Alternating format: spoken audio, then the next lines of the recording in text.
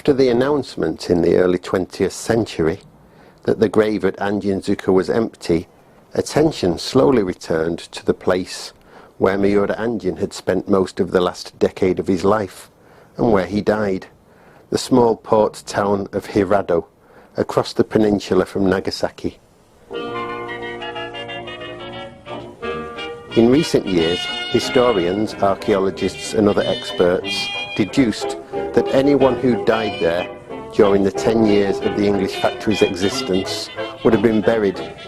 The problem was locating any remains, as both the English factory and the cemetery serving it were laid waste with the passing of the centuries.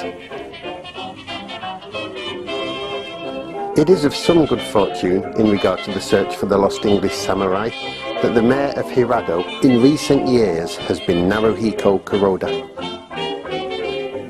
A graduate of British Studies at Reitaku University, Mayor Kuroda took a keen and proactive interest in the fate of Will Adams.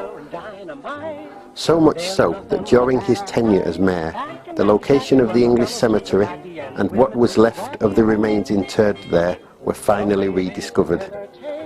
Furthermore, the remains found there were scientifically identified as those of a Northwest European of the late 1500s or early 1600s. Could they be the remains of Adams?